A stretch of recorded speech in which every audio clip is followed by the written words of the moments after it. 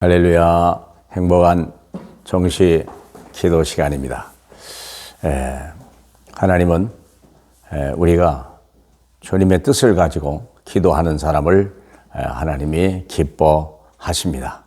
자, 그러면 하나님이 응답할 수밖에 없고 하나님이 함께 하실 수밖에 없고 하나님이 성취할 수밖에 없는 그게 뭘까? 내 인생 전체에서 오늘 중요한 것은 모든 사람에게 하나님의 계획, 하나님의 시간표가 있다는 겁니다. 우연히 태어난 사람은 아무도 없습니다. 우리는 필연적인 하나님의 계획을 가지고 이 땅에 태어났습니다. 그래서 그 뜻을 이루다 가는 것이 우리 인생의 최고의 가치요 목적입니다.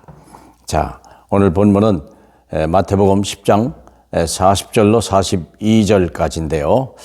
너희를 영접하는 자는 나를 영접하는 것이요 나를 영접하는 자는 나를 보내신 이를 영접하는 것이다.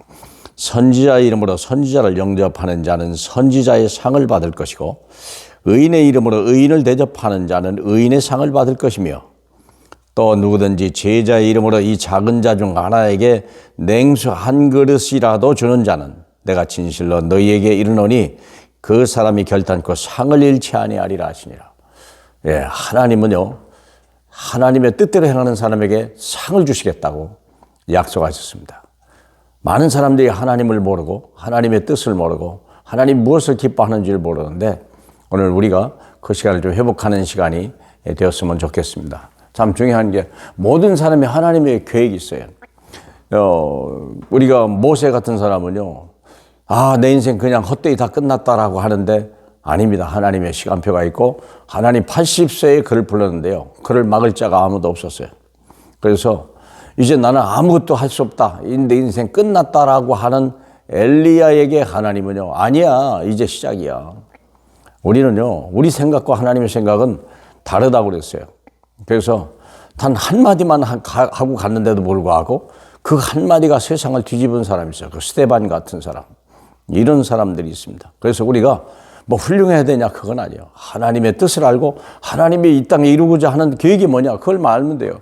그래서 하나님께서는요 제자를 현장에 파송하셨어요. 저와 여러분은 다 제자예요. 복음을 아는 사람, 복음은 예수가 그리스도요 모든 문제 해결자예요. 그분은 왕의 권세로 사단을 결박하고요 제사장의 권세로 우리의 모든 죄를 용서하시고요 선지자의 권세로서 우리는요 하나님 만나는 길을 여신 분이에요. 우리는 하나님을 떠났기 때문에 우리는 모든 걸 잃어버린 거예요. 하나님을 만나면 모든 걸 얻는 거예요. 그래서 그렇지 않습니까? 그래서 우리가 예수를 통해서 하나님을 만나면 우리는 하나님의 제자예요. 그래서 하나님의 일을 해야 돼요. 그래서 하나님이 우리를 현장에 파송하신 거예요. 여러분의 그 지역에, 여러분의 직장에 그게 계획이 있다는 거예요. 세상 사람은 돈을 벌러 가는 돈을 목적이지만 이 구원받은 하나님의 사람들은요 다 하나님의 나라를 위한 계획이 있는 거예요. 그래서 이렇게 말씀하신 거예요. 너를 영접하는 자를 나를 영접한다. 우리가 무능한 것 같고 육신을 보면 아무것도 없는 것 같아도요 아닙니다. 어마어마하다는 거예요. 우리가요. 실제 우리의 배경이 큰 거예요. 그래서 냉수 한 그릇이라도 너를 대접하는 자는 내가 상급을 주겠다. 복의 근원이요. 얼마나 감사합니까? 비록 노예로 팔려가도 복의 근원이요. 요셉. 늙은 나이에 가봐도요. 그래도 하나님이 함께 하신 거예요. 모세. 그렇지 않습니까? 그래서 그래서 우리는 그 현장에 하나님의 계획을 가지고 나요. 무슨 계획입니까? 하나님 나라를 이루는 계획이에요. 지금 세상 나라 속에 마귀의 나라가 임한 거예요. 그러니까 막 거기서 시기, 질투, 미움, 정오, 막 편당을 가르고 이렇게 불법, 촉법, 그냥 탈법, 위법 다 하는 거예요. 하나님을 몰라서 그래요. 이 방법을 가리지 않고 자기 뜻, 자기 목적들만 이룬다 하면요. 하나님의 진노가 임한다는 걸 알아야 돼요. 택한 백성들은요, 하나님 나라가 임한대요. 하나님 나라란 말은 하나님의 절대 주권과 절대 계획과 절대 언약이 있어서 그 목표를 이루어가는 나라. 그렇죠? 뜻이 하늘에서 이루는 것 같이 땅에서도 이루어지는 그 하나님의 기도 제목을 가지고 산천장에 파송받은 사람. 그게 중요한 거예요. 하나님 나라를 이루어가신대. 그래서 마태복음 13장 31절에 보니까 겨자씨 비유예요. 많은 사람들은요, 눈에 크게 보이는 거 얘기하는 거예요. 눈에 보이는 거. 그런데 안 해요. 우리가 겨자씨. 우린 겨자씨 같아요.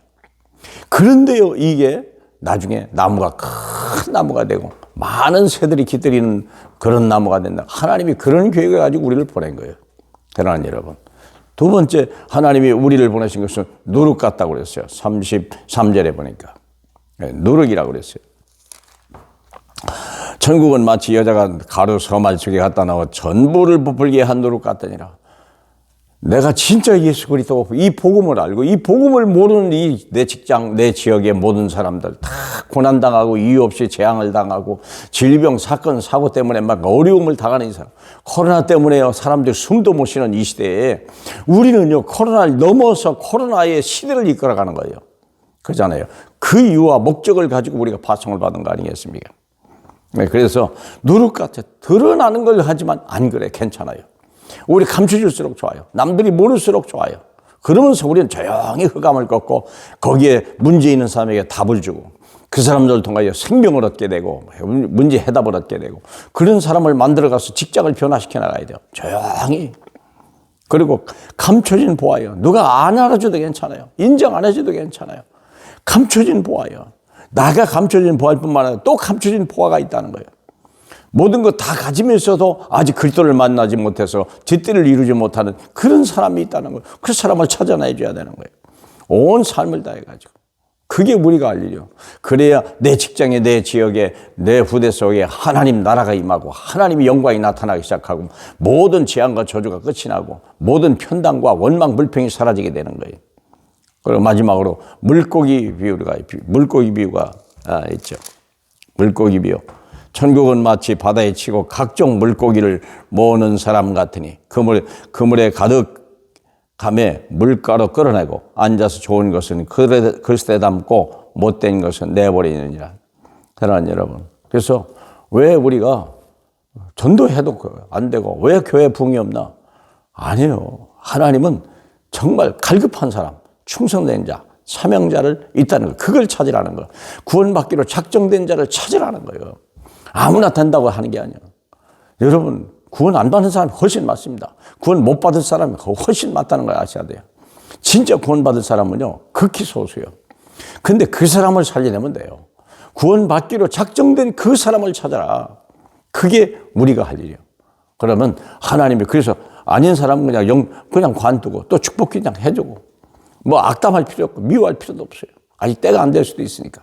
그러나 지금 갈급한 사람, 충성된 자, 사명자, 그 사람을 찾아서 같은 이 그리스도의 복음을 주고 그 사람을 살려내고 같이 또 사역을 하고 같이 기도하고 그래서 직장을 위해서 지역을 위해서 우리가 자꾸 나라를 위해서 자꾸 기도하는 거예요. 그러면 하나님의 역사는 일어나는 겁니다. 하나님이 우리를 축복하시는 것입니다. 세상이 우리 못 알아줘도 괜찮아요. 하나님이 알아주면요 우리는 인생 성공한 거예요. 오늘이 바로 그날 되기를 주님의 이름으로 축복합니다. 할렐루야. 영광을 받으시기 합당한 우리 주님 감사합니다. 홀로 영광을 받으시고 우리 하나님 우리를 써주시옵소서. 우리 작지만 써주시옵소서. 하나님 나라에 위하여 써주시옵소서. 예수님 이름으로 기도합니다. 아멘.